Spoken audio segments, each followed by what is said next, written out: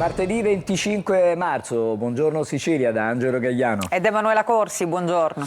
E allora cominciamo subito con un'ultima ora. Carabinieri del Ross con i colleghi del comando provinciale di Crotone hanno arrestato 17 persone tra Crotone, Milano, Verona, Bolzano, Napoli, Perugia e Caltanissetta. Sono accusate di associazione di tipo ndranghetistico, estorsione, usura, reati in materia di armi, tutti con l'aggravante mafiosa.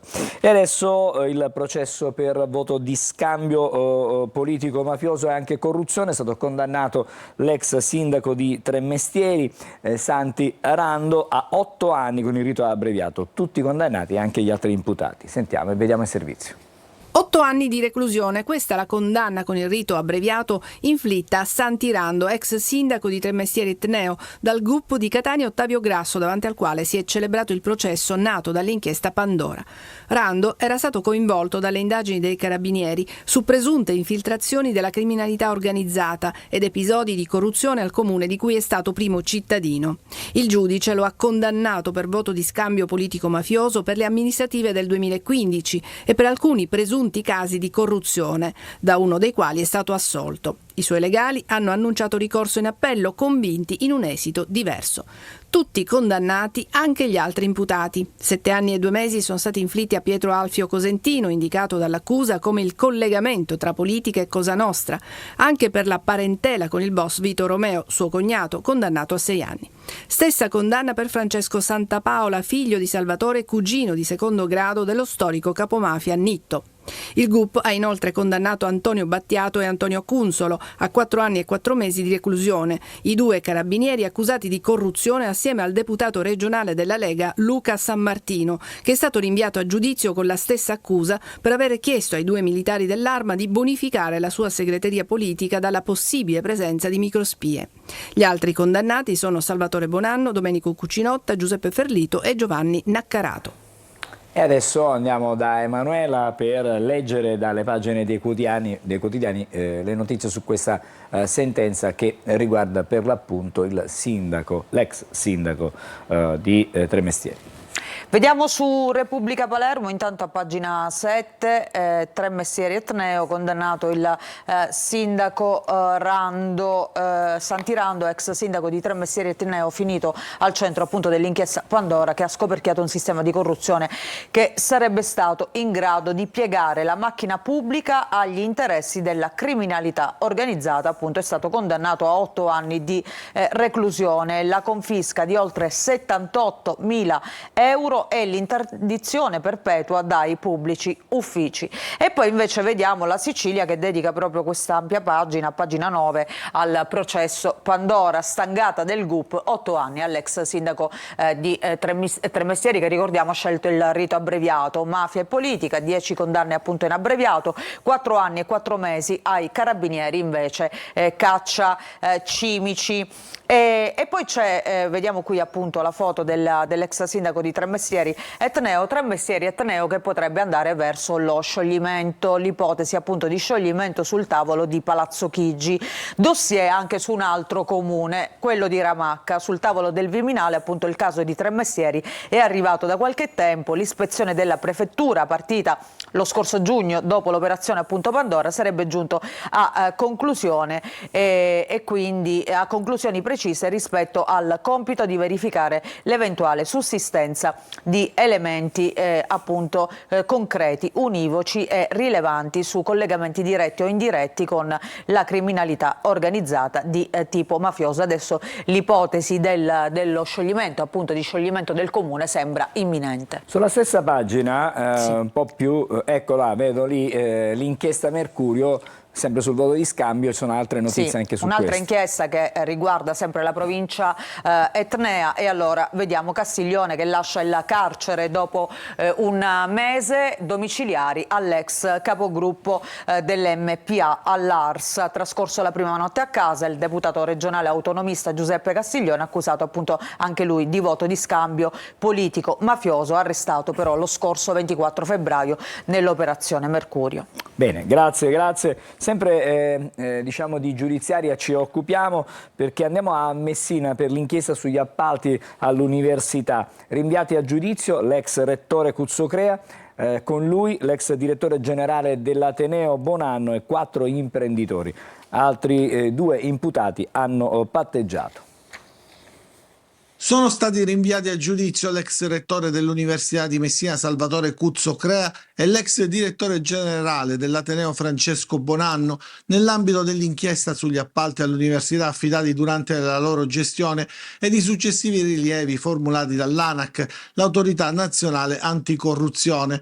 Il rinvio a giudizio disposto dal giudice per le udienze preliminari Arianna Raffa, che ha accolto la richiesta della PM Francesca Bonanzinga, riguarda le accuse di turbativa d'asta e falso. Il processo inizierà il prossimo 4 giugno. Non è stata accolta la tesi dei difensori dell'ex rettore per qualificare i fatti nell'alveo dell'abuso d'ufficio e non della turbativa d'asta, chiedendo quindi il proscioglimento per l'abolizione del reato.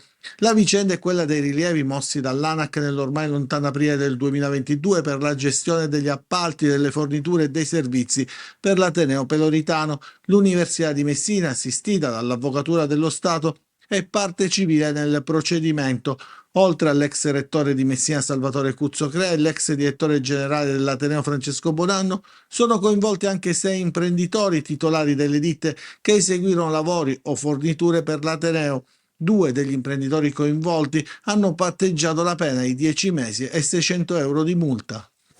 Torniamo da Emanuela per i quotidiani. Sì, vediamo la prima pagina della Gazzetta del Sud che mette appunto in rilievo questa notizia. Messina, l'ex rettore a giudizio, il caso ANAC e gli appalti con il professore Cuzzocrea, anche l'ex direttore generale Bonanno. Dicevamo, a vario titolo sono contestate dalla procura le accuse di turbativa d'asta e falso, mentre sono stati, è stato accolto il patteggiamento a 10 mesi e 600 euro per altri 2 imprenditori. Andiamo a vedere all'interno appunto della Gazzetta del Sud, appalti all'Ateneo di Messina, Cuzzocrea andrà a processo, l'Università Peloritana e i rilievi dell'ANAC del 2022 sugli affidamenti alle ditte durante appunto il periodo in cui Cuzzocrea era rettore dell'Ateneo di Messina. Rinviati a giudizio anche l'ex direttore appunto dicevamo generale Bonanno e altri 4 imprenditori. In 2 hanno patteggiato. Le accuse sono di turbativa d'asta e falso. Il processo prenderà il via il 4 giugno davanti al giudice monocratico. E poi vediamo anche Repubblica Palermo, appalti all'Università di Messina, a processo l'ex rettore Cuzzocrea, l'ex capo dell'Ateneo accusato di abuso d'ufficio e turbativa d'asta. Fa parte del comitato che si esprime anche sul ponte. Bonelli quindi chiede che si dimetta, le sue dimissioni appunto. Adesso ci occupiamo di sanità, nuova protesta del capogruppo di Italia Viva alla Camera ed ex sottosegretario alla salute Davide Faraone contro il governo Schifani. Sentiamo e vediamo il servizio. 40.000 cittadini in lista d'attesa per un esame clinico, 3.308 che hanno ricevuto un referto istologico, alcuni addirittura con 8 mesi di ritardo e qualcuno nel frattempo è morto senza sapere che lo stava consumando un tumore. Tutto questo è inaccettabile. È la sintesi del motivo della protesta inscenata oggi davanti l'ASP di Trapani dal capogruppo di Italia Viva alla Camera Davide Faraone, ex sottosegretario alla salute e da mesi ormai impegnato in una opposizione di strada al governo Schifani, non avendo deputato all'Ars. Faraone chiede non solo le dimissioni del manager Ferdinando Croce, che non se ne va perché difeso da Fratelli d'Italia, ma si spinge a sostenere che la responsabilità è di chi ha fatto le nomine, quindi del governo della regione. Tutto questo è inaccettabile, per questo noi siamo qui a chiedere le dimissioni di Schifani, che ha nominato questo dirigente che non aveva i titoli e che ha costretto i cittadini a una situazione di insofferenza assoluta. Croce fa il morto a galla sperando che ci si dimentichi di lui, sostiene Faraone, che poi conclude: noi non ci dimentichiamo di quello che ha fatto. Emanuela, torniamo di nuovo a parlare di sanità, in questo caso non è proprio, diciamo, una sanità di eccellenza. No, vediamo la Gazzetta del Sud sempre con Faraone, vediamo che dice Croce non si vuole dimettere, il senatore di Italia Viva ha avuto un colloquio con il manager dell'ASP e quindi ha riferito ai giornalisti, ha ribadito che non ha alcuna responsabilità sulla vicenda, racconta appunto Faraone in merito a questo colloquio con Croce, e ha annunciato annunciato che se dovesse scattare il procedimento sanzionatorio farà ricorso, perché secondo quanto ha riferito non rientra tra gli obiettivi dei manager delle strutture sanitarie consegnare i referti degli istologici entro i tempi previsti dalla legge. Quindi questa sarebbe un po' la linea difensiva, secondo quello che dice appunto Faraone, del manager Croce, che è finito al centro di questa bufera che riguarda appunto l'ASP di Trapani. Adesso siamo invece a Catania, una ottantenne non è caduta nel tranello e ha fatto arrestare due truffatori. È fallito il trucchetto del finto poliziotto. L'intuito è la lucidità di un'anziana contro la sfrontatezza di due truffatori. Ha avuto la meglio l'Arzilla vecchietta che, fiutata il pericolo, ha fatto arrestare due giovani, un 21enne di Catania ed un 24enne di Ragusa. Solito l'escamotage, ovvero la tecnica della telefonata che annuncia l'inesistente imminente arresto del figlio perché coinvolto in un incidente in cui sarebbe morta una donna incinta, evitabile consegnando ad un emissario in arrivo gioielli e preziosi. Diverso e a lieto fine l'epilogo con l'anziana che mette in pratica suggerimenti e consigli appresi dalle campagne di informazione per evitare di essere raggirata. Così, mentre era ancora al telefono con il fantomatico comandante della polizia, la vecchietta manda un messaggio alla figlia chiedendole di avvertire le forze dell'ordine. Immediato l'intervento della polizia, quella vera, che raggiunge l'abitazione della vecchietta nel quartiere di Picanello, intercettando il 26enne mentre stava suonando al campanello per recuperare quanto pattuito telefonicamente. Stessa sorte è toccata al complice che al posto della borsa con i preziosi si è ritrovato con le manette della polizia. Ai due truffatori è stato contestato anche il reato di tentata estorsione. Le indagini hanno permesso di accertare la presenza di una vera e propria organizzazione con corrieri che vengono attivati tramite SMS pronti a riscuotere denari preziosi nelle case delle vittime in cambio del 25% del valore del ricavato. Nella fattispecie, grazie all'Arzilla vecchietta, nessun ricavato, ma viaggia a bordo di una volante della Polizia di Stato. E adesso ripartiamo per chiudere la rassegna stampa regionale proprio da questo arresto. Sì, vediamo sulla Sicilia, appunto, suo figlio ha causato un incidente mortale, queste le parole, servono soldi e gioielli, ma lei li fa arrestare, anziana, appunto sventa una truffa ai suoi danni. La tecnica è sempre la stessa, quella di telefonare a casa, di parlare di un parente stretto, che possa essere il figlio o il nipote, e poi dire che ha causato un incidente, quindi per evitare che possa andare in galera e via dicendo, appunto servono soldi per risolvere la questione. Ma la signora, così come tanti anziani che ormai sono anche consapevoli, Angelo, quindi è anche importante continuare sempre a parlare di queste truffe proprio per informare gli anziani che molte volte vengono presi alla sprovvista e naturalmente anche dalla paura, naturalmente. Però questa signora, insomma, questa Arzilla vecchietta, come la chiamava De Mana nel servizio, è stata più furba dei truffatori. Andiamo a vedere le altre notizie, quindi ripartiamo da Repubblica Palermo con questa apertura. dazi, caro voli, fondi per i poveri, la nuova manovra di Schifani. Il governatore presenta agli alleati le misure di bilancio, valgono 50 milioni, ce ne sono 5 per contenere l'impatto delle tasse degli Stati Uniti sull'export, soldi poi per i laboratori. Altre notizie, vediamo PNRR, 13 progetti in bilico, la Regione ammette rischiamo di non farcela.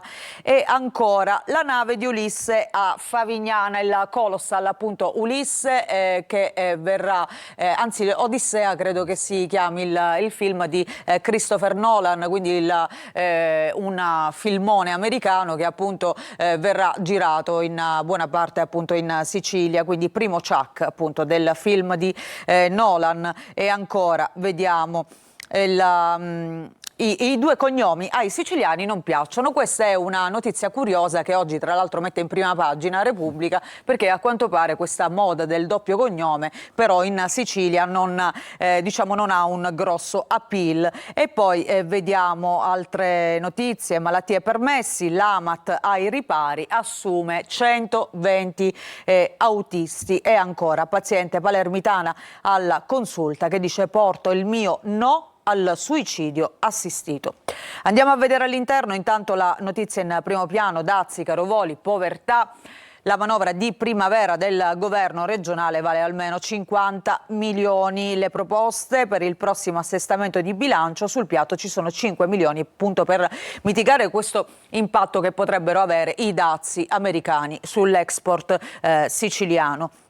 E ancora andiamo a vedere questa notizia appunto curiosa, doppio cognome, la scelta non piace. Palermo è ferma al 3%, poco è cambiato in Sicilia a 2 anni dalla sentenza della Corte, quindi di utilizzare il cognome della madre e del padre. A Roma e Milano l'opzione invece è esercitata da 18 genitori su 100, ma siamo sempre comunque su percentuali abbastanza basse. Il docente universitario dice che queste riforme chiedono molto tempo per radicarsi nell'isola, antichi retaggi anche negli ambienti più sensibili. E poi c'è invece una coppia che ha abbracciato la novità, che parla appunto a Repubblica Palermo, che parla di segno di civiltà, c'è anche disinformazione in merito. Interviene anche l'assessore alla famiglia Nuccio Albano, pesa una forte tradizione, solo le generazioni future scardineranno i valori patriarcali. Beh, c'è qualcuno che vede una sorta di, di ombra di patriarcato dietro questa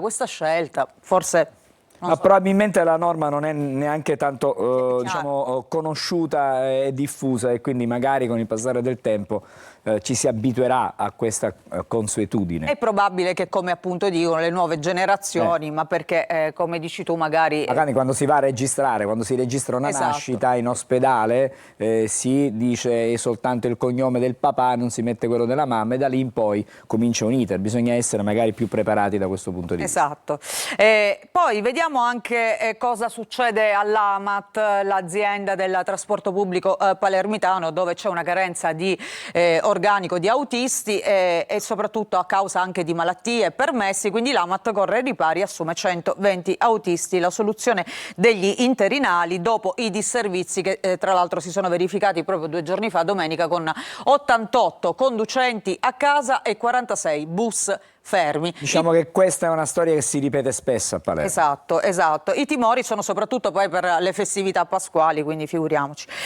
Andiamo a vedere la prima pagina invece della Sicilia, con in alto intanto la regione che prova a salvare le mancette ai comuni. La Sicilia ritorna appunto su questa vicenda, cioè su questi fondi che sono stati destinati ai deputati da spendere, da investire nei loro territori, ma soldi che fondamentalmente andavano in sagre, in feste paesane. Ecco, a rischio chiese e fondazioni. È aperta una trattativa con Roma, che appunto aveva rilevato delle anomalie in questi fondi che venivano dati appunto alla deputazione siciliana. E poi Ars, misure per 43 milioni, aiuti antidazi alle imprese, liste d'attesa e bonus poveri, la manovra delle emergenze. E poi naturalmente la notizia di cui abbiamo parlato prima, relativa al processo Pandora, 8 anni all'ex sindaco, e adesso il caso Tremestieri va all'esame appunto di Palazzo Chigi, perché pare che lo scioglimento del comune sia dietro l'angolo. Ancora vediamo per il trasporto aereo, aiuti alle compagnie che investiranno sullo scalo di Comiso, e da aprile ci saranno nuove rotte. Andiamo all'interno della Sicilia con appunto questa notizia che abbiamo visto tra quelle in primo piano. Regione, lo stratagemma top secret per salvare appunto le mancette ai comuni. Non mi sembra più tanto top secret a questo punto. No, da oggi non lo è più sicuramente. Comunque una manovra che era stata contestata dal Ministero, tra l'altro, dell'Economia, dossier per evitare l'impugnativa, a rischio chiese invece fondazioni. E poi appunto la manovra del governo regionale, dalle liste d'attesa al caro voli e ai fondi antidazi alle imprese. Ecco la manovra d'emergenza di Schifani, uno Schifani risoluto che illustra questo piano da 43 milioni. Misure di respiro, così sono state definite. Vediamo la prima pagina. Un'ultima prima pagina. E allora vediamo il giornale di Sicilia appunto che apre con questo: Schifani lancia il patto anti-mance, proposta agli alleati una finanziaria blindata, misure per poveri, imprese, centri di analisi e aeroporti.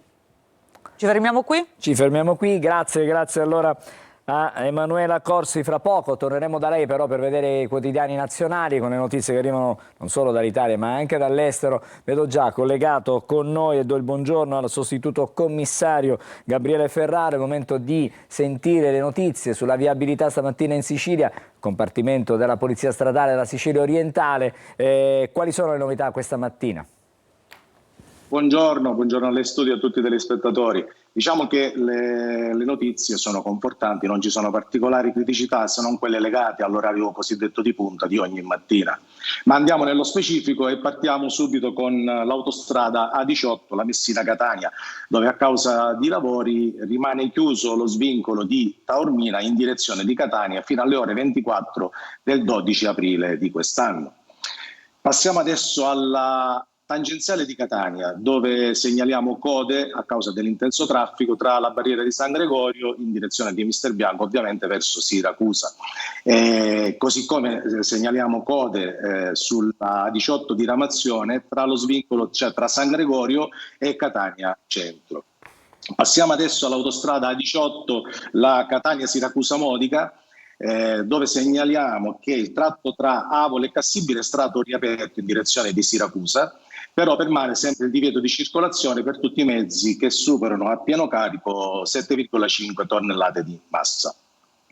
Sull'autostrada A19 invece segnaliamo sempre la chiusura dello svincolo di Enna in direzione di Palermo sia in entrata che in uscita, quindi le uscite consigliate sono quelle di Mulinello oppure di Taino. Così come rimane chiusa la rampa di immissione dello svincolo di Caltanissetta in direzione di Catania.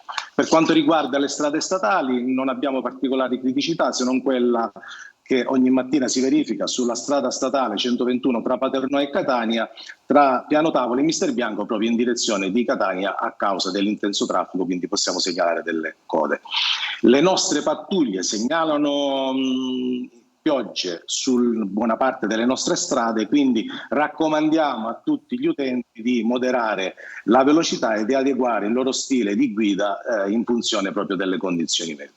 Non ci sono notizie dell'ultima ora e quindi vi auguriamo buona giornata e buona strada. Grazie al sostituto commissario Gabriele Ferraro. Ci parlava da Randazzo questa mattina per il compartimento Polstrada Sicilia orientale. Allora, visto che abbiamo parlato di meteo, di piogge, diamo uno sguardo a quello che è la situazione a Catania questa mattina in via Vincenzo Giuffrida. Vediamo come la giornata sia particolarmente uggiosa, piove e il traffico è abbastanza sostenuto, in particolare in entrata ma anche in uscita dalla città, per intenderci. Dunque in entrata da Viale Mediterraneo su via Vincenzo Giuffrida e poi da via Vincenzo Giuffrida per Viale Mediterraneo ma anche per la circonvallazione. Ci fermiamo adesso alla prima sosta della mattinata, fra poco di nuovo i quotidiani, quelli nazionali, con Emanuela Corsi.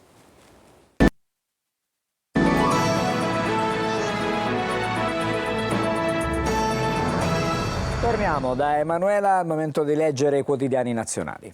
Sì, partiamo dal Corriere della Sera, ancora i dazi in primo piano che agitano un po' i governi di tutto il mondo, ma questa volta a parlare è il Presidente della Repubblica Sergio Mattarella, che ieri durante un incontro alla domanda di un ragazzo ha detto appunto che i dazi non sono una cosa appunto buona, sono inaccettabili, sono state esattamente queste le parole di Mattarella. Dazi, no del Colle, frenata di Trump. Mattarella: sono inaccettabili, ma l'Unione Europea ha la forza per contrastarli. Questa è stata la sua risposta. E poi Stati Uniti verso il rinvio per farmaci, auto e microchip.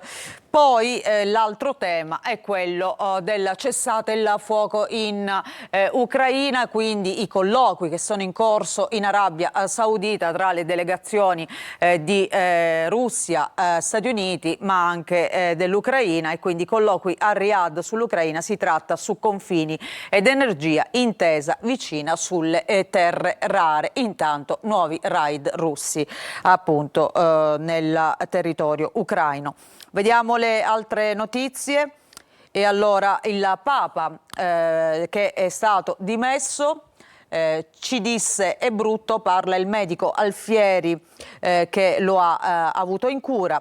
ci disse è brutto, così abbiamo salvato il Papa. La notte del 28 febbraio, il momento più complicato, il Papa si aggrava, ha fame d'aria e chiede aiuto. È brutto, sussurrò, attorno a lui piangevano tutti, racconta il professore appunto Sergio Alfieri, coordinatore dell'equipe del Gemelli che lo ha curato, ma così lo abbiamo salvato. E poi nel taglio centrale vediamo Gérard Depardieu.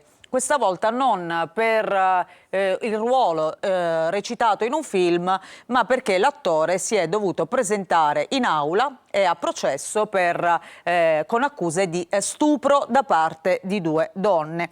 Violenze, accuse e proteste, il processo a Depardieu, che vediamo assieme al suo avvocato in questa foto. In aula l'attore è stato denunciato appunto da 2 donne. Fanny Ardant, un'altra attrice francese, è andata a testimoniare però in suo favore. Andiamo all'interno a vedere appunto questa vicenda che vede Depardieu appunto al centro di questa storia di violenze sessuali.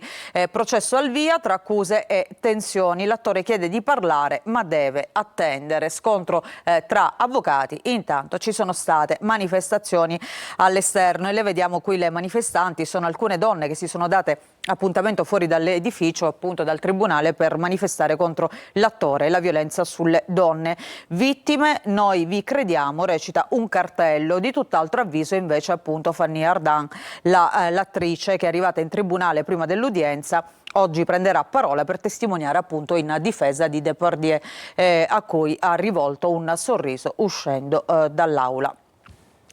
Poi c'è un'altra notizia di cronaca, però siamo in Italia, di cui parlano diversi quotidiani oggi. Ancora una vittima di un trattamento estetico, in questo caso si parla di liposuzione. La liposuzione, poi la sepsi, ma Simonetta viene dimessa. C'è l'esito dell'autopsia sulla 62enne che vediamo appunto in questa foto, che è morta dopo essersi appunto sottoposta a questo intervento chirurgico di liposuzione. Il chirurgo era già stato condannato 1 anno fa. Ci sono 3 indagati per questo intervento. Cos'è successo? Prima il ritocco appunto ai glutei per ridurre la massa grassa, i primi dolori, e poi è arrivato il coma. La procura ha indagato 3 medici.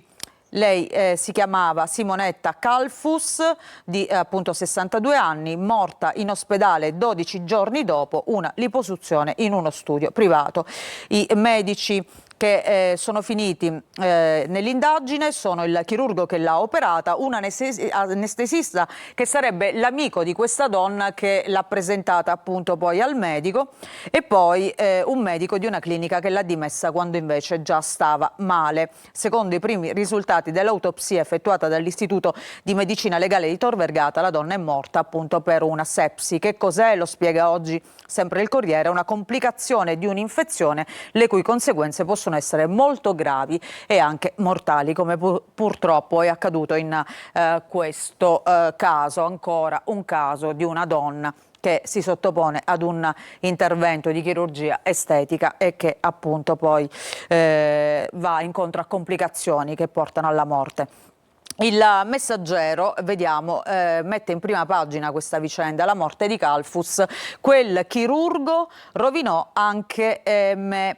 Simonetta uccisa dalla sepsi dopo la liposuzione. E oggi il Messaggero intervista un'altra donna che appunto è stata vittima, fortunatamente non con conseguenze così estreme, ma vittima di questo chirurgo. Fu condannato ma opera ancora. Questo è il dato allarmante e inquietante, che poi ricorda molto la storia di Margaret, quella ragazza siciliana appunto che era andata ad operarsi a Roma per una rinoplastica, e poi dopo il suo caso ci furono le denunce e le testimonianze di tante donne che poi denunciavano come certi interventi avvenivano in maniera strana in quella clinica.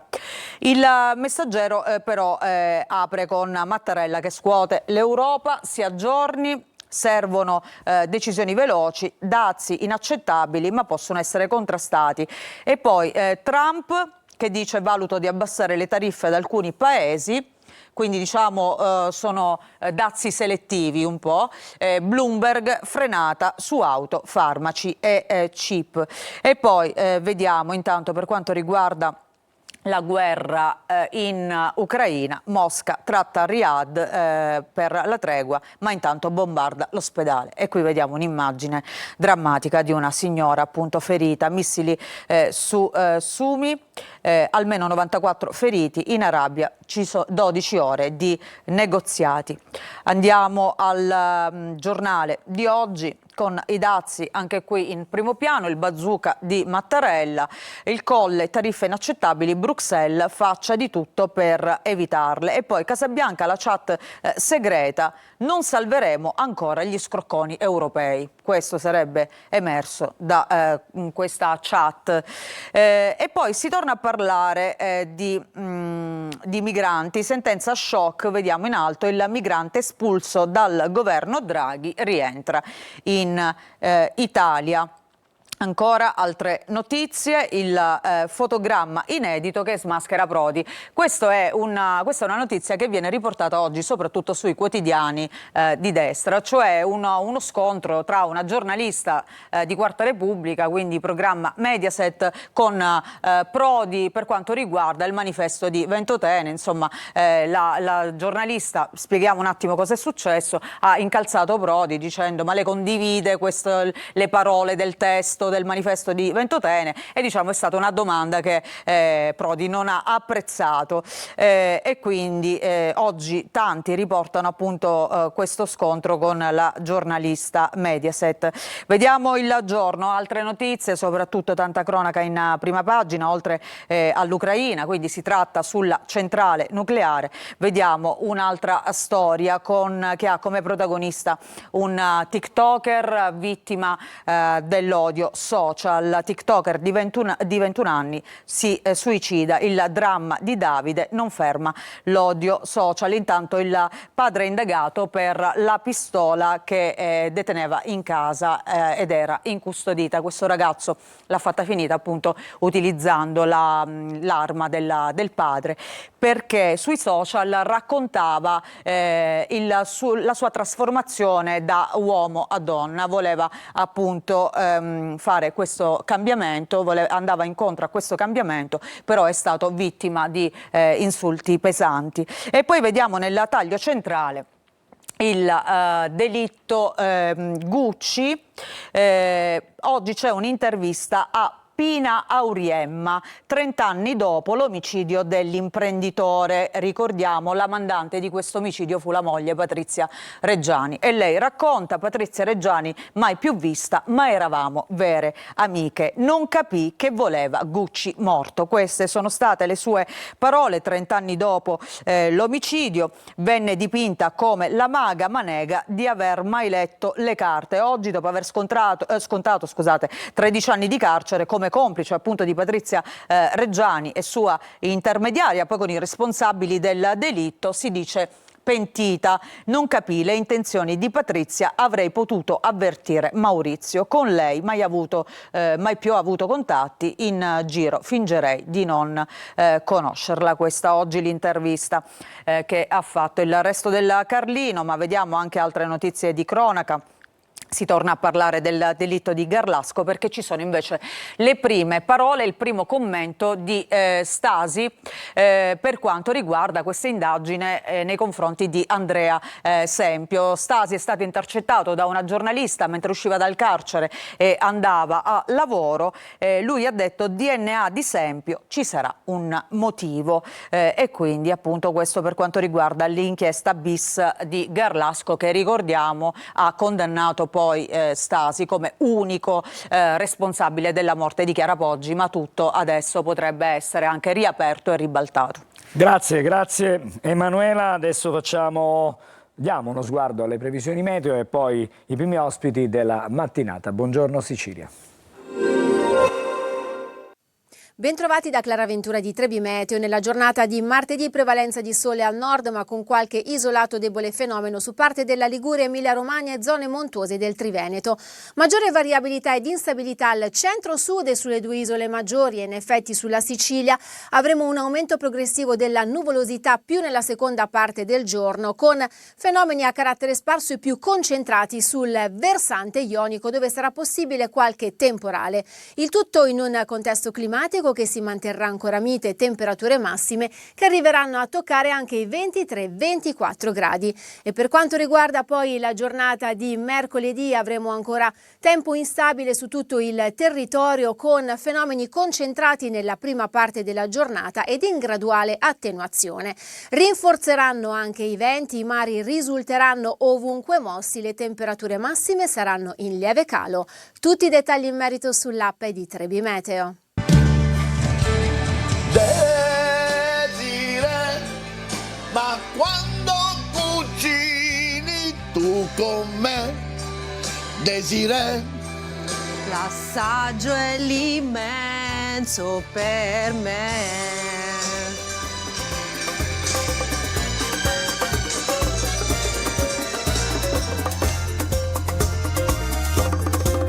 Tutti i giorni su Antenna Sicilia.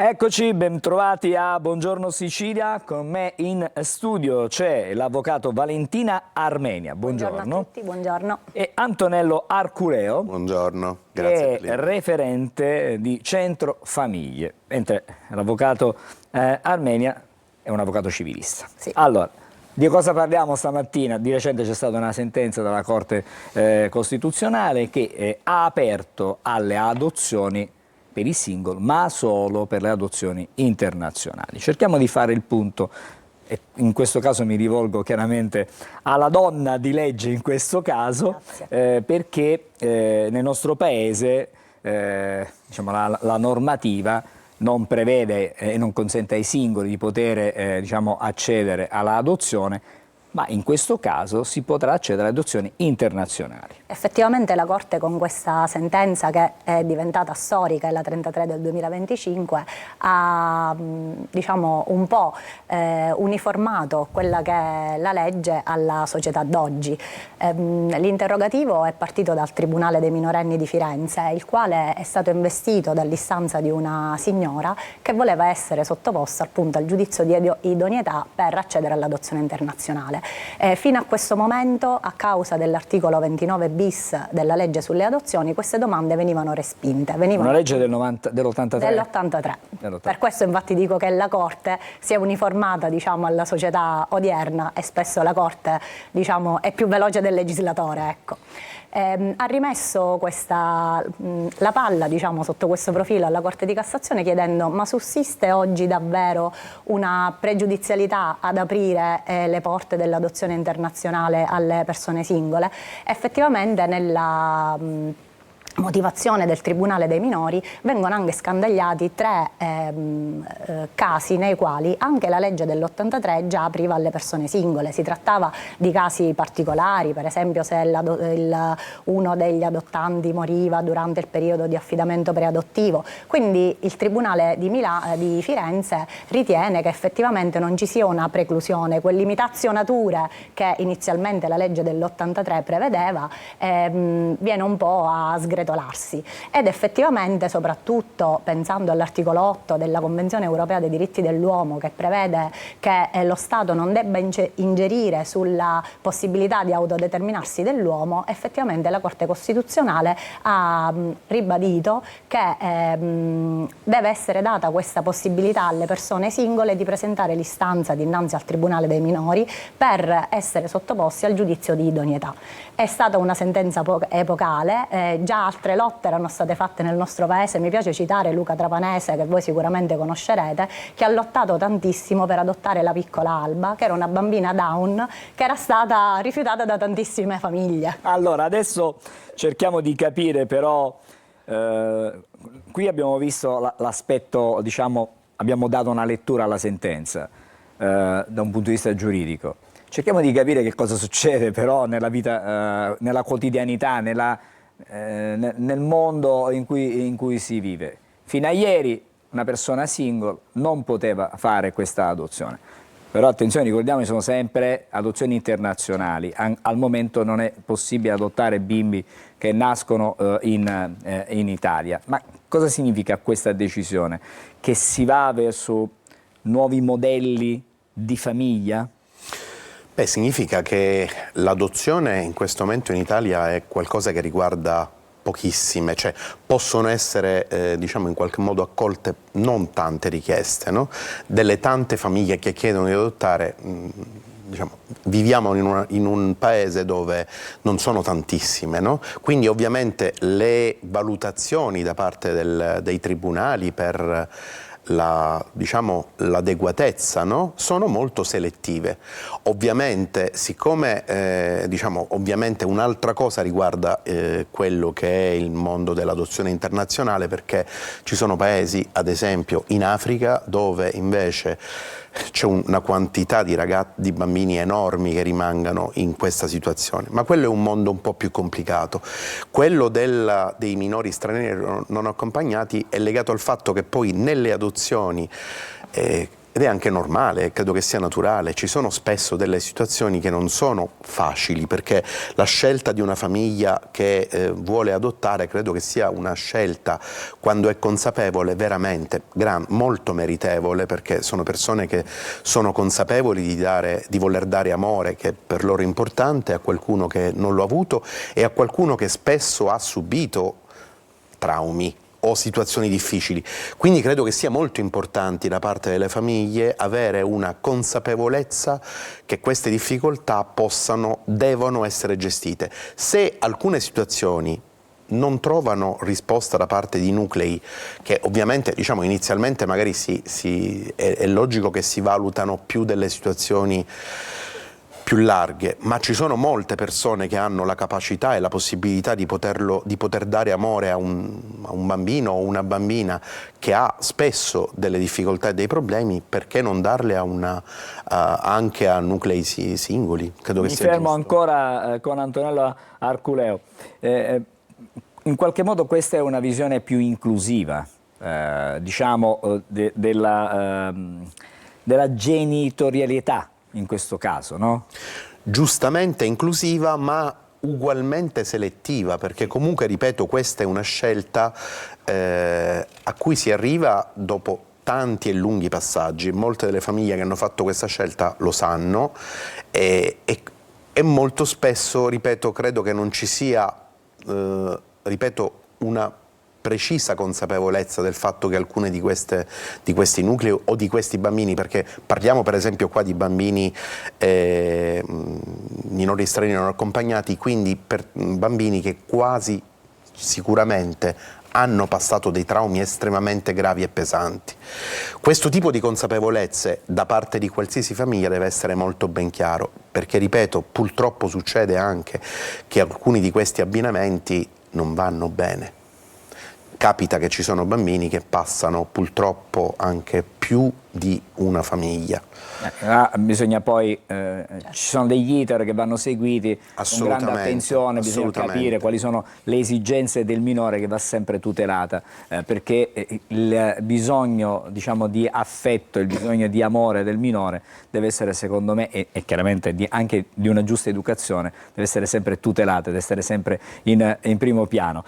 Con l'avvocato Armenia, il nostro paese in qualche modo è una sorta di fanalino di coda, diciamo così, partiamo dall'Europa, in Europa, perché sono altri paesi come i Paesi Bassi, la Spagna, la Francia, la Germania, che hanno una legge che in qualche modo è meno restrittiva della nostra, no? Allora, in realtà le convenzioni europee, tra quali la Convenzione di Strasburgo del 67, pensi, e la Convenzione dell'Aia del 2019, aprivano proprio già le porte alle persone single e quindi ai nuclei monogenitoriali.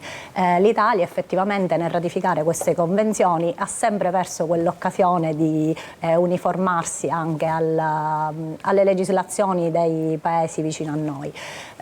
Effettivamente però c'è un'apertura e soprattutto un'apertura deriva dal fatto che anche questa sentenza della Corte si colloca all'interno di un nuovo spaccato di società, no? Perché io rileggendo alcuni atti mi sono resa conto che sono state pubblicate di recente delle statistiche dell'Istat sui nuclei monogenitoriali, che effettivamente sono quelli ai quali poi questa Corte nel caso dell'apertura ai singoli potrebbe diciamo affidare un bimbo.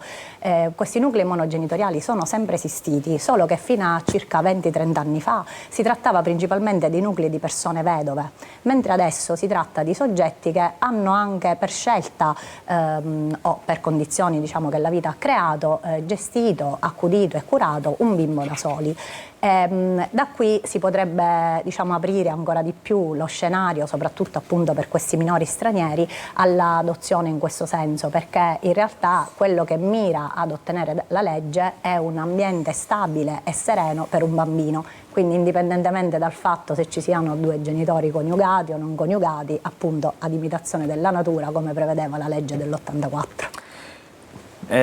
Arculeo, possiamo dare un dato, una percentuale? In Italia quante adozioni si riescono a fare nel corso di un anno? A portare a compimento, attenzione. Non sono aggiornatissimo sulle statistiche, però, ma sono molto poche. Sono poche rispetto a quelle che... Posso darlo io un dato, certo. scusate, perché lo dice la stessa sentenza e io l'ho portato proprio per riportarlo. Le adozioni internazionali nel 2007 ci sono state solo 7.000 domande e nel 2024 500. Quindi sono diminuite ancora di più. La necessità evidentemente... Poi ci sono condizioni anche diverse, no? Bisogna vedere perché queste richieste sono diminuite così in maniera brusca, forse perché era diventato così difficile arrivare all'adozione probabilmente. Sicuramente, perché ripeto è un percorso giustamente anche molto selettivo, ma so perché poi alla fine insomma per conoscenza di alcuni nuclei molto faticoso, molto lungo e spesso legato a, ripeto, anche a quelle che sono poi, ripeto, le condizioni complesse dell'avere a che fare con tutta una serie di aspetti anche legali, specie con quelle internazionali. È capitato che qualcuno a un certo punto ha rinunciato perché non riesce più Lo dicevo prima, purtroppo sì, capita. Devo dire che può anche capitare a una delle famiglie meglio, come posso dire, meglio preparate, perché può capitare, perché è molto difficile. Però sottolineo l'importanza della preparazione in generale, perché sapere che comunque tu adotti qualcuno che non sempre, però può manifestare tutta una serie di anche normali, sane, non perché questo sia insomma, però sicuramente devi riuscire a leggerlo rispetto a quello che poi il vissuto che questi bambini hanno vissuto o possono aver vissuto. Mi permetto di dire un'altra cosa, un piccolo spot che è legato al fatto di fare crescere in modo importante le famiglie che danno disponibilità all'affido, cioè al passaggio come poter dire, precedente a un'accoglienza. Ora c'è stata proprio sulla stampa una polemica molto grande su una situazione del Tribunale di Milano attinente a una situazione del genere, perché spesso queste famiglie sono famiglie che accolgono questi bambini per un periodo breve, che di solito dovrebbe essere non più di un anno, e certe volte per una serie di situazioni complicate questo periodo si prolunga, complicando anche quelle che poi possono essere i passaggi alla famiglia tra virgolette definitiva, no? Insomma è complicato anche per il bimbo, per la bimba, dopo aver vissuto un anno e mezzo con una famiglia dove magari ha trovato affetto, amore, tutto quello che è, e poi doversi di nuovo rivivere, perché sono certamente dei traumi, sicuramente. Assolutamente bisogna cercare di evitare. Tutto questo va certamente evitato e limitato soprattutto nel tempo. Purtroppo non abbiamo tanto tempo noi, ci dobbiamo fermare. Grazie all'avvocato Valentina Armenia per essere stata con noi questa mattina, grazie anche ad Antonello Arculeo che è referente di Centro Famiglie. Grazie a voi. Si tornerà a parlare, immagino questa sentenza ha aperto a uno squarcio in questo mondo delle adozioni, non solo quelle omogenitoriali, ma bisognerà fare di più anche per le adozioni in genere e migliorare e velocizzare quando è possibile, chiaramente, seguendo sempre tutti i passaggi che sono fondamentali. Ci fermiamo, fra poco altri ospiti a Buongiorno Sicilia, restate insieme a noi.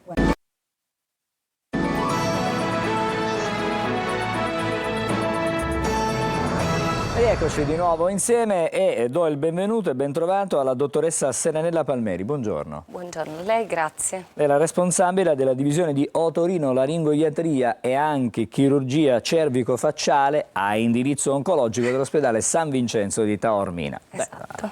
Una bella responsabilità. Una bella responsabilità, sì. Allora, siamo qui per parlare di un intervento di cui si è letto tanto sui giornali, ce ne siamo occupati anche nel nostro telegiornale, un intervento innovativo e soprattutto nato da noi, dalle nostre parti, in Sicilia. Sì. Va anche premiato questo tipo di approccio e di abnegazione verso questa, che poi quella del medico è una professione quasi di volontariato, se mi permette, perché si abbraccia e si dà a se stessi per aiutare gli altri. Allora, scopriamo di che cosa si tratta, perché un paziente ha riacquistato la voce in 10 minuti, un paziente oncologico, sì. E grazie a una tecnica innovativa che avete messo a punto proprio all'ospedale San Vincenzo di Taormina. Lo ha fatto assieme alla collaborazione di un collega che stiamo cercando di collegare stamattina. Il dottore Fabio D'Amore, che è il primario di gastroenterologia nel nostro ospedale. Da cosa nasce l'idea? Intanto premetto che l'idea è semplicissima, quindi sono quelle idee che nascono così per semplificare, appunto, no? E nasce dalla necessità di far parlare nuovamente un paziente che avevamo già sottoposto a un intervento di laringectomia totale perché era affetto da un tumore della laringe che non era recuperabile, dunque dovevamo sacrificare l'organo. A questo punto il paziente perde l'utilizzo delle corde vocali, della voce e dunque rimane afono. In verità da molti anni esistono delle possibilità di recupero di diverso tipo. La migliore è quella dell'applicazione di una valvola fonatoria. La valvola fonatoria è un gioiellino di bioingegneria che si è evoluto negli anni e che noi utilizziamo per appunto far parlare i pazienti. Ricostruiamo le corde vocali, che cos'è? Si sostituiscono alle corde vocali, di fatto si impianta tra la parete posteriore della trachea attraverso la tracheostomia, nel frattempo perché queste sono le immagini dell'intervento che ora vi spiegherò in maniera molto semplice. E la valvola fonatoria va collocata nella tracheotomia, nella parete posteriore della trachea e la parete anteriore dell'esofago. Quindi poi con una cannula speciale, un bottoncino, il paziente schiaccia e parla, ma ha un eloquio fluido, quindi una voce assolutamente accettabile. Consideri anche che noi operiamo le donne. Per le donne la voce, il cambiamento è un grande trauma. Nel caso specifico del nostro paziente noi lo avevamo già impiantato contestualmente all'intervento di laringectomia totale, che è quello che andrebbe fatto sempre perché semplifica un po' tutto. Ecco, quello che vedete nell'immagine è proprio la valvola fonatoria all'interno dall'esofago. Quanto è grande questa valvola? È piccoli, 1 centimetro, a volte anche più piccola. Ci sono varie misure che si adattano al paziente. In questo caso il paziente l'aveva persa, il paziente parlava già, e a causa di un'infezione l'aveva persa. A questo punto la fistola si era chiusa, non potevamo sostituirla e nasceva il dramma. Per 6 mesi è rimasto senza parlare. Ci ha supplicati di trovare una soluzione. Una soluzione in realtà esisteva già, cioè una tecnica che prevedeva proprio all'inizio l'impianto della valvola fonatoria in secondaria. Che cosa significa?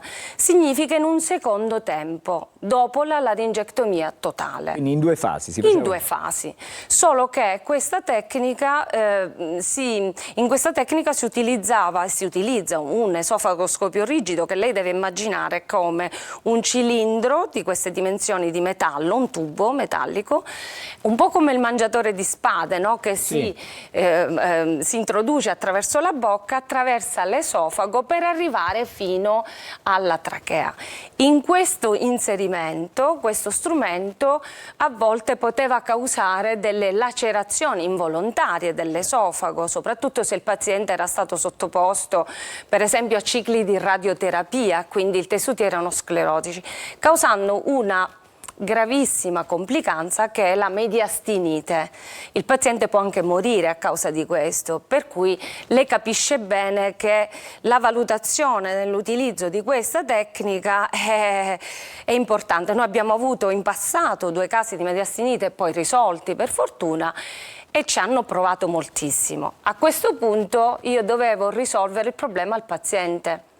Eravamo restii a utilizzare questa tecnica che comunque era pronta, perché è un atto che noi abbiamo utilizzato comunque. Quindi, insomma, anche in passato. Vi è venuta questa idea? E pensando al mio collega, il dottore Fabio D'Amore, il quale collabora con noi in team veramente multidisciplinare costantemente, e ispirandomi alla sua tecnica della PEG, che spiego per far capire, praticamente è quella valvolina che si mette nello stomaco per via endoscopica con un sondino per far mangiare i pazienti che non si possono alimentare dalla bocca temporaneamente oppure in maniera permanente.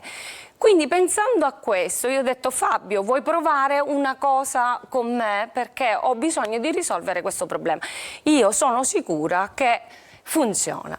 Lui mi ha detto: certo Serenella, sono d'accordissimo, perché già ci siamo trovati altre volte ad affrontare altre tecniche che non abbiamo divulgato ma che sono anche queste molto belle, e quindi risolvere problemi. Allora lui che cosa fa praticamente? Entra dalla bocca con il suo endoscopio flessibile, che ha anche un canale di lavoro, quindi ha una telecamera, ha la possibilità con un'ansa di afferrare quello che io poi gli porgo da sotto. Lui entra da sopra, quindi sotto visione, dilata le pareti e dunque mi crea spazio.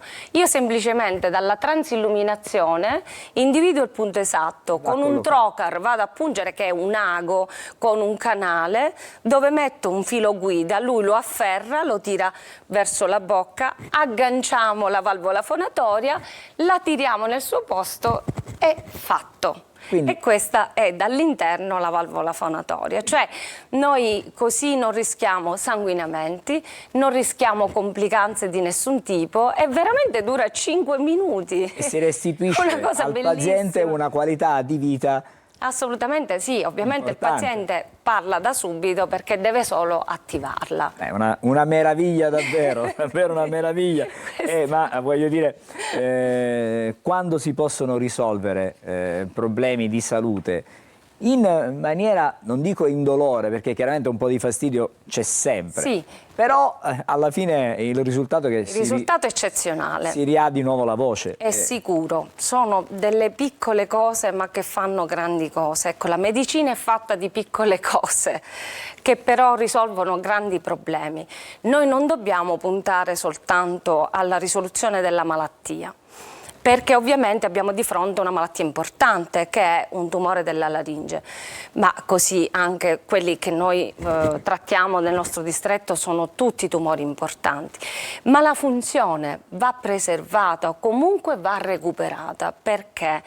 perché questo condiziona il vissuto, la vita dei pazienti, e per un paziente ritornare a parlare, così come è stato per il signor Vincenzo, una persona socialmente integratissima, impegnatissima, è stata veramente una grande felicità. Dottoressa, noi ci auguriamo che lei possa venire a raccontare altre tecniche nuove che restituiscono in questo caso la voce al paziente, ma che possono restituire una qualità di vita importante a chi purtroppo, ahimè, ha dei problemi gravi di salute. Questo serve per fare stare bene anche da un punto di vista psicologico. Certo.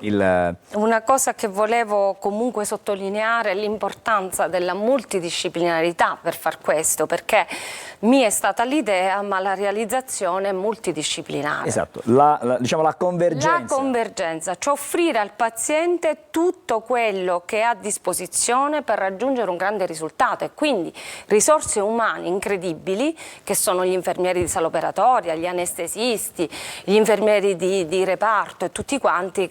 Il risultato è veramente un risultato comune, quindi ringrazio veramente tutti i miei colleghi e gli infermieri per aver partecipato. Allora, grazie a lei, dottoressa Serenella Palmeri, che è la responsabile della divisione di otorinolaringoiatria, chirurgia cervico-facciale a indirizzo oncologico dell'ospedale San Vincenzo di Taormina. Non abbiamo potuto sentire il dottore Fabio D'Amore, che è il direttore della divisione, l'ha detto lei, di gastroenterologia dell'ospedale sempre San Vincenzo. Persona brillante. Però ci ha spiegato che la vostra collaborazione ha portato a questo importante risultato. Buon lavoro, in bocca al lupo. Grazie. E noi ci fermiamo ancora, fra poco saremo di nuovo insieme a Buongiorno Sicilia.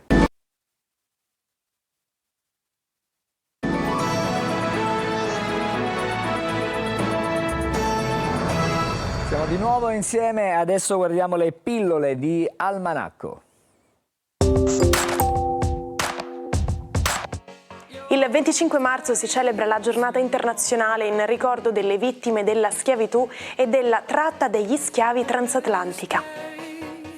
Istituita dall'Assemblea Generale delle Nazioni Unite nel 2007, vuole ricordare i 400 anni in cui milioni di donne e uomini furono strappati dalle loro terre in Africa per essere venduti come schiavi nelle Americhe. Il commercio transatlantico fu la più grande migrazione forzata della storia e innegabilmente una fra le più disumane e brutali.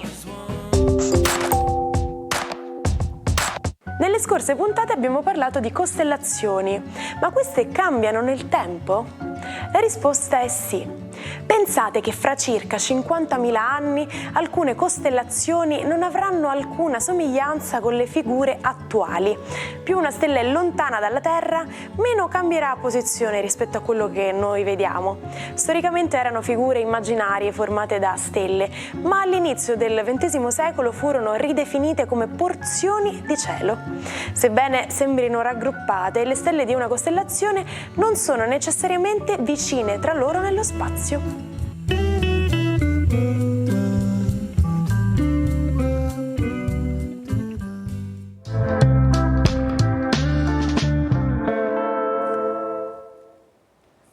È il momento di guardare le stelle. Buongiorno a Marco Amato. Buongiorno Marco, buon caffè. Buongiorno Angelo, buongiorno Sicilia. È una tazzina floreale in parte, sì, vedo che sono... Proprio primaverile al massimo. Primaverile, tazzina, piattino, tutto all'insegna della primavera, anche se da un punto di vista meteo diciamo che in questo momento...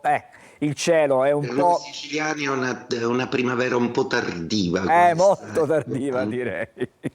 Come temperatura. Ma non per questo il suo spirito e la sua energia viene meno. Del resto qualcuno cantava che nessuno può fermare la primavera. Quindi stiamo a guardare, arriverà il sole. Dunque, proprio perché è la primavera, vi volevo raccontare di una cosa che è successa il 21 marzo, quindi proprio all'inizio della primavera. Un bellissimo risultato che riguarda la bella Venere, che di primavera ne sa tanto, un po' come nel quadro botticelliano che vede la sua nascita celebrata proprio dalla primavera. Come avevo detto, se ricordate, che a Sanremo avrebbero trionfato i venusiani, quindi Toro e Bilancia. E così è stato stato e continua a essere così. In particolare vi parlo di una Bilancia che sta dando il meglio di sé, che il 21 marzo ha fatto uscire il suo terzo album che si chiama La Rosa dei Venti. L'artista è Gaia. Gaia ha una doppia nazionalità, sia quella italiana sia quella brasiliana. Ed eccola che con il suo singolo che ha portato a Sanremo, ovvero Chiamo io, chiami tu, ha assolutamente scalato le classifiche delle piattaforme come TikTok, come Spotify.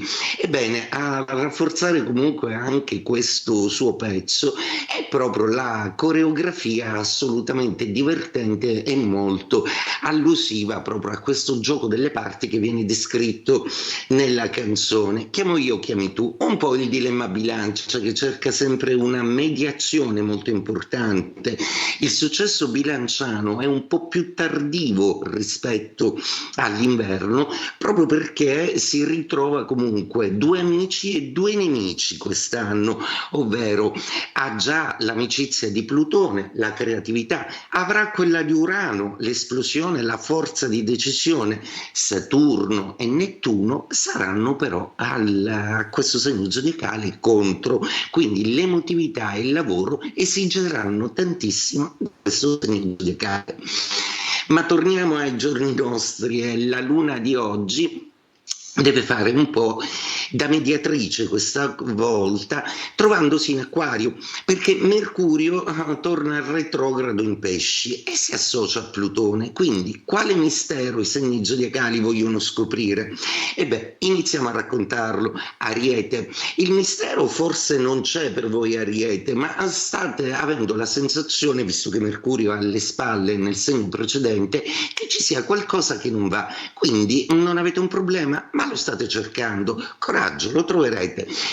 Toro, la vostra giornata zodiacale con questa configurazione di Mercurio è una giornata che invece vi fa stare un po' muti, siete meno loquaci, ma siete fortunati nell'azione, proprio perché Marte è dalla vostra parte, usatelo.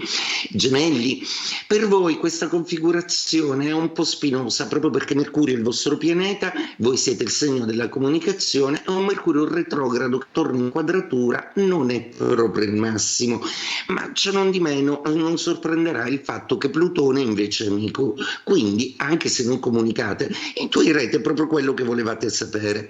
Cancro, la luna di oggi è in Acquario, quindi quando questo accade i rapporti tra Cancro e Acquario si sviluppano sempre nel sogno o nel sonno, quindi grandi intuizioni ma soprattutto grandi sogni da inseguire.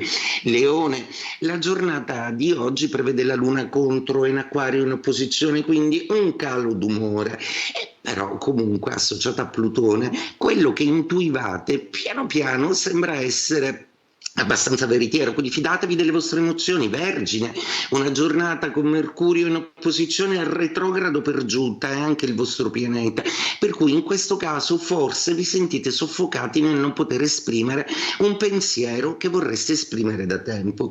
Bilancia, la giornata di oggi prevede una luna molto amica, è un successo, un exploit importante, quindi coerentemente con gli astri e col soggetto che ho preso in esame oggi, assolutamente vincenti, complimenti. Scorpione, questi misteri vi intrigano non poco proprio perché siete il segno del mistero. Mercurio peraltro cosa vuole farvi scoprire? Di tutto un po', ma sicuramente troverete di nuovo la quadra nel comunicare con un partner di cui subite molto l'attrazione. Sagittario, Mercurio in quadratura per voi ma luna amica, quindi per quanto probabilmente non riuscirete bene a comunicare, il partner o gli amici saranno bravi a stanarvi. Capricorno, la giornata di oggi è una giornata che prevede un Mercurio ancora di nuovo amico, come a volervi dare un assist, quindi qualcuno vi informerà di qualcosa di utile e prezioso. Luna in seconda casa, quindi bene con gli affari.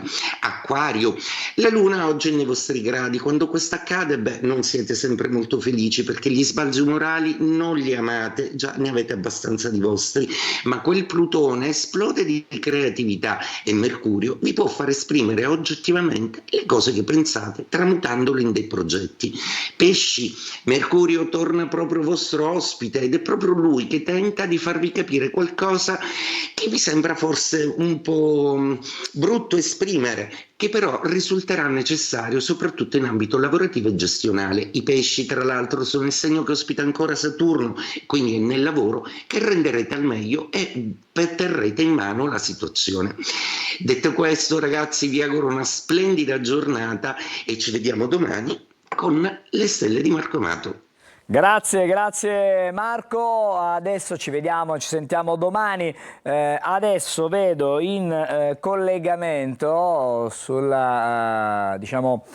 monitor di servizio Giovanni Burtone. Buongiorno, il sindaco buongiorno, sindaco di Militello di Catania. Abbiamo poco tempo, avremmo dovuto fare il collegamento un po' prima, però cerchiamo di raccontare in 5 minuti quello che avremmo dovuto raccontare in 10, diciamo così, in maniera... Però Militello adesso si candida a Borgo dei Borghi 2025. È un traguardo importante perché Militello già nel 2022 è stato insignito del titolo di Borgo più bello di Sicilia e poi ha ottenuto anche un altro riconoscimento nel 2020 come borghi più belli, tra i borghi più belli d'Italia. Adesso c'è questo nuovo step, questa nuova sfida. Sì, abbiamo l'onore di rappresentare la Sicilia in questa competizione, in questa manifestazione Borgo dei Borghi. E siamo orgogliosi di tutto ciò, ci stiamo organizzando bene, abbiamo già fatto un buon lavoro, ci stiamo organizzando per questa fase finale. Ci sono tanti giovani di Militello, fuori Militello che stanno lavorando e poi una mobilitazione generale. I tanti che hanno lasciato la nostra comunità sono andati fuori dalla Sicilia, fuori da Militello, hanno raggiunto alcuni anche l'oltreoceano. Mi sono arrivate telefonate dagli Stati Uniti, dall'Australia, poi dalla Svizzera, dalla Germania, i tanti nostri cittadini che hanno mantenuto le radici, il cuore a Militello, si stanno mobilitando perché è possibile partecipare iscrivendosi alla piattaforma RaiPlay, si può votare, si possono dare 5 voti, uno al giorno, si vota fino al giorno 6 aprile, è una bella competizione, noi abbiamo le carte in regola, mi si permetta, io sono il sindaco e quindi non posso che amare la mia città e quindi ne parlo in maniera entusiasta. Abbiamo le carte in regola perché Militello ha un patrimonio culturale straordinario, architettonico speciale, siamo patrimonio dell'UNESCO, abbiamo il tardo barocco del Val di Noto e poi abbiamo anche bellezze ambientali molto apprezzate perché i fine settimana già in primavera vediamo la presenza di ragazze e di ragazzi che vengono nelle nostre cascate dell'Oxena, una perla naturalistica che abbiamo deciso di chiedere alla Regione di trasformarla in riserva orientata, quindi abbiamo le caratteristiche per puntare ad avere un ottimo risultato. Sindaco, ma Militello è anche un tesoro di tradizioni antiche, si preservano tante tradizioni del passato a partire anche da quelli che sono i lavori artigianali che un po' sono scomparsi, che non si ormai nelle grandi città non si vedono più. Non vediamo più il sindaco di Militello Burtone, magari se riusciamo... È caduto, niente, non riusciamo più a sentirlo. Adesso, visto che è già in studio con me, Emanuela, torno da lei per qualche ultima chicca, diciamo, dai giornali. Cosa ci regali oggi? Allora, musica, spettacolo, cinema, ti do 3 cultura? notizie. 3 notizie veloci. Oh. Allora, partiamo da Repubblica che oggi dedica questa notizia a Sgarbi perché Sgarbi è depresso e non mangia più i giorni bui appunto in ospedale del critico d'arte, ma lui è tanto altro, è ricoverato da 10 giorni al Gemelli, non si alzava dal letto e rifiutava il cibo, lo assistono la compagna e la sorella. A pesare sulle sue condizioni c'è stata anche la perdita della madre, le recenti vicende giudiziarie e le amarezze politiche. Noi facciamo un in bocca al lupo naturalmente a Sgarbi affinché possa riprendersi presto. E poi, sempre da Repubblica, c'è una serie su Netflix che sta spopolando, si chiama Adolescence, la paura di non sapere chi è tuo figlio. Il successo della serie sull'omicidio di una tredicenne da parte di un coetaneo è la più vista al mondo su Netflix. Addirittura nel Regno Unito è diventata un caso, tanto che Starmer ha chiesto di farla vedere persino a scuola. Il primo ministro l'ha seguita con i suoi figli, il suo governo lancerà una campagna contro la cultura misogina. E poi andiamo a vedere l'ultima notizia, siamo sul Corriere della Sera, c'è un'intervista a Luca Sardella, che è uno di quei punti fermi della vita, perché Luca Sardella c'è da sempre praticamente, con la sua anche presenza composta, mai invadente, insomma ha un suo pubblico che lo segue. Pensa che ha raccontato: Baudo aveva le formiche in casa, le feci sparire e lui mi invitò in TV, così nacque tutto, insomma, per la serie l'ho inventato io, il classico come diceva Pippo Baudo. Piantai i limoni a Michael Jackson appena e ho aiutato Buckingham Palace, quindi, così per chiudere. Cioè, insomma, dietro Luca Sardella c'è veramente un mondo, è un personaggio che ha avuto insomma incontri con chiunque, anche con Michael Jackson. Grazie a me i terrazzi degli italiani sono più verdi, ha detto. Rifiutai la prova del cuoco, mi sa che ho sbagliato. Forse, probabilmente. Grazie Emanuela. Noi oggi chiudiamo con un omaggio ad alla voce in assoluto in Italia, è quella di Mina. Il 25 marzo del 1940 per l'appunto il mondo ha avuto la fortuna di poter accogliere la Tigre di Cremona, che oggi sentiamo con una canzone che si intitola Un briciolo di allegria, che è una versione particolare, molto più attuale chiaramente, della Mina, molto più vicina ai nostri giorni. Assieme a lei c'è anche Blanco e noi ci fermiamo qui. Grazie. Ovviamente nasce oggi nel 1940, 85 anni. Auguri a Mina, grazie e ci rivediamo.